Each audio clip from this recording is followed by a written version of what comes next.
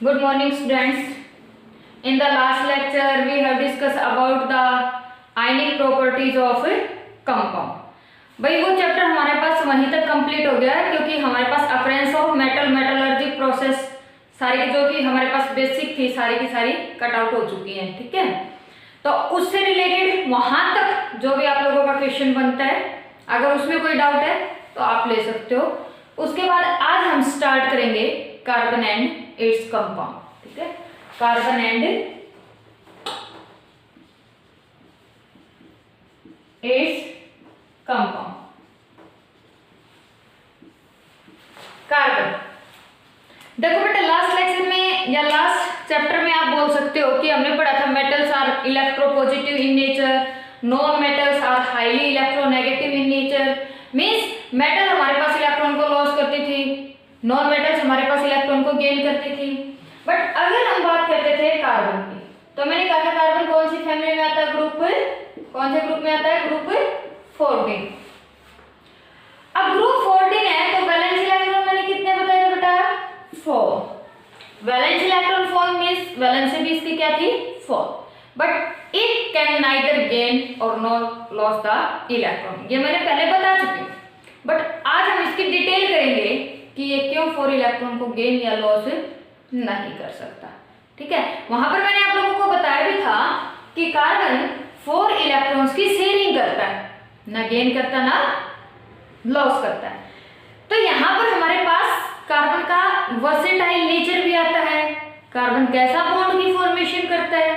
ठीक है, तो पूरे जो हमारे पास पीरियोडिक टेबल है उसके कंपैरिजन में कार्बन का अनोमलस बिहेवियर है, क्योंकि कोई इलेक्ट्रॉन को गेन करा तो कोई लॉस, बट ना ये गेन करना ना ये लॉस करना।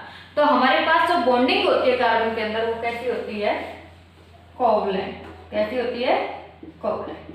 कि ये सिर्फ और सिर्फ क्या करता है, शेयरिंग ऑफ इलेक्ट्रॉन करता है। कार्बन के सराउंडिंग में अगर हम डॉट स्ट्रक्चर से देखें तो हमारे पास कितने इलेक्ट्रॉन है, 4 है।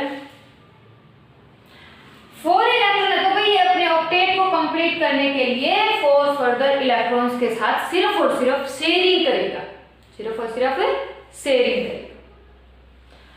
क्वेश्चन यहाँ पर ये बनता है, कार्बन हमारे पास 4 इलेक्ट्रॉन का गेन या 4 इलेक्ट्रॉन का लॉस क्यों नहीं करता भाई। देखो बेटा, कार्बन का एटॉमिक नंबर 6। अगर ये क्या कर लेता मींस नंबर ऑफ इलेक्ट्रॉन्स कितने हैं, 6। प्रोटॉन भी कितने होते हैं, 6।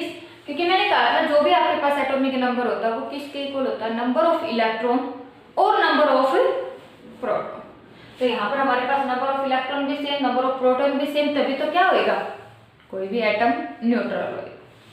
लेकिन ये क्या कहता है, अगर ये 4 इलेक्ट्रॉन को गेन कर लेता है, क्या कर लेता है, 4 इलेक्ट्रॉन को गेन कर लेता है अपने ऑक्टेट को कंप्लीट करने के लिए, तो इसके ऊपर क्या आ जाएगा भाई, कार्बन के ऊपर 4 नेगेटिव चार्ज आ जाएगा। अगर कार्बन के ऊपर 4 नेगेटिव चार्ज आ गया, इट मींस कि 6 इलेक्ट्रॉन तो पहले ही थे, अब टोटल इलेक्ट्रॉन कितने हो गए, 6 + 4 10 इलेक्ट्रॉन। तो मींस यहाँ पर हमारे पास कार्बन 4 नेगेटिव में टोटल इलेक्ट्रॉन कितने भाई, 10।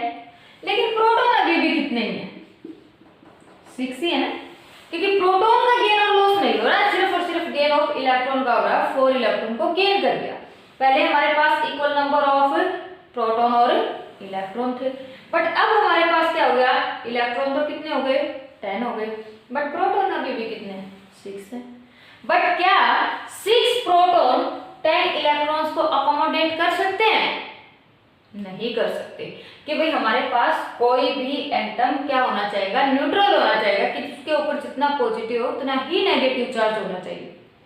तो 6 प्रोटॉन 10 इलेक्ट्रॉन्स को होल्ड नहीं कर सकते। सेकेंड, कि ये 4 इलेक्ट्रॉन को लॉस क्यों नहीं करता, कहता कार्बन अगर क्या कर देता, 4 इलेक्ट्रॉन को लॉस कर देता है तो कार्बन के ऊपर क्या जाएगा भाई, 4 पॉजिटिव चार्ज।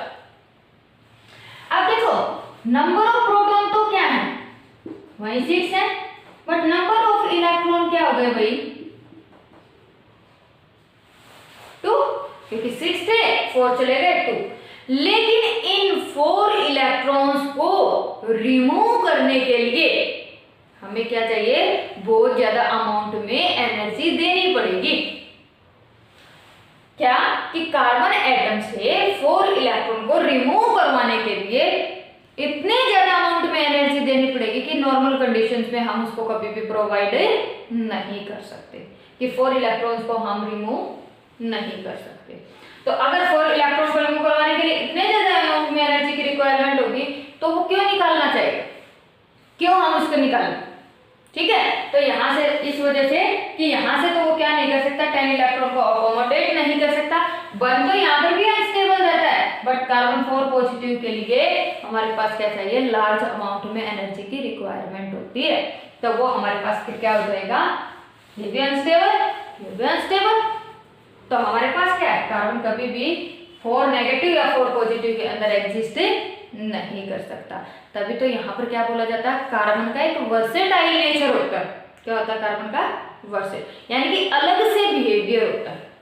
अलग से बिहेवियर होने के कारण सबसे पहले तो ना ये गेन करेगा ना ये लॉस करेगा, सिर्फ और सिर्फ क्या करेगा, शेयरिंग करेगा। 1 2 3 4 हाइड्रोजन के वैलेंस इलेक्ट्रॉन 1, इसके भी कितने 1, यहाँ पर भी कितने 1 और यहाँ पर भी कितने भाई 1। अगर 1 1 है हमारे पास हाइड्रोजन के अंदर, तो हाइड्रोजन सिर्फ और सिर्फ क्या करना चाहता है, हाइड्रोजन सिर्फ और सिर्फ क्या करना चाहता है, अपने डुप्लेट को कंप्लीट, नॉट ऑक्टेट, सिर्फ और सिर्फ क्या करना चाहता है, डुप्लेट। क्योंकि हाइड्रोजन के पास एक ही सेल होती है भाई, और फर्स्ट सेल के अंदर हमारे पास 2 ही इलेक्ट्रॉन एग्जिस्ट कर सकते हैं, और 2 ही इलेक्ट्रॉन एग्जिस्ट कर सकते हैं, तो ये 2 आ गए। अब क्या कहते हैं कार्बन, इसको 1 दे दिया, इसको 1 दे दिया, इसको 1, इसको 1। अब कार्बन भी क्या करेगा भाई, जिसको दिया है कंप्लीटली दिया नहीं है ना, इसने कहा कि भाई शेयरिंग करेंगे, तो ले लेगा सबसे जिसको दिए थे। तो इनके बीच क्या होगी, शेयरिंग ऑफ इलेक्ट्रॉन, और शेयरिंग ऑफ इलेक्ट्रॉन के कारण हमारे पास क्या बना, बॉन्ड बना। तो बॉन्ड बना, तो यहाँ पर हमारे पास कितने बॉन्ड, 4 बॉन्ड, और कैसे, सिंगल बॉन्ड, कैसे हैं, सिंगल बॉन्ड। तो हमारे पास by the sharing of electron क्या बना दिया, कोवलेंट बॉन्ड बना दिया। अब कहता है यहाँ